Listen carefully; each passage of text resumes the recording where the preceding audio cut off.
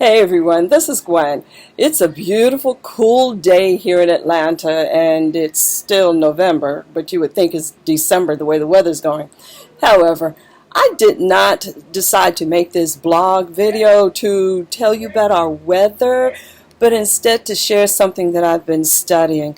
I've been reading the book of Job, doing some studying and meditation on it. For those who are not familiar with the book, Job is a person who lived thousands of years ago, and his story is recorded in the Bible. He's a righteous man, and he was extremely wealthy.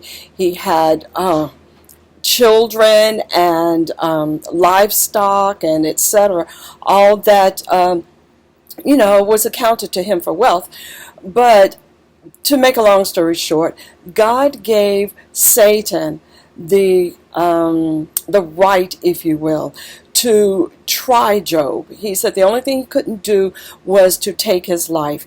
And so Satan killed off all his children. He sent storms to destroy all the crops, to destroy all of his livestock, etc.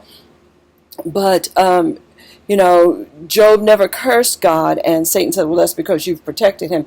And God said, I will remove the hedge of protection from around him, but you cannot take his life. And Satan tried him, and Job ended up with boils, etc., all over his skin. Well, as it goes, three of his good friends came and they sat with him and they mourned with him for 7 days over his losses without saying anything. But then they decided to talk to him and show him the error of his ways, accusing him essentially of being an unrighteous man. Well, what I want to pull from that is frustration. Job experienced great frustration, not only because he didn't know why he was being tried, what he had done wrong, how he had sinned, etc., but now his so-called close friends, his bosom buddies, were telling him he was an unrighteous man, that God must be judging him for some reason. So he was experiencing great frustration. Now, below in the blog, I have some points that I want to pull out, and I don't want to say them now because I've written them so that you can write them down, and hopefully they will help you. But I do want you to know how the story of Job ends. He went on talking, and he and his friends, and then Job never cursed God, even though his wife told him to. Imagine that, your wife telling you to curse God so you can die. Well, he never did. It ends up where God says to Job, who are you? Because Job started questioning some things.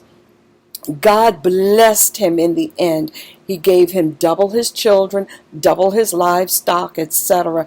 And he became a very wealthy man again. But the point is, Job learned that in spite of the situation, in spite of the circumstances, in spite of how things look to Almighty God and to trust Him. Don't try to figure out what's going on. I say this to you.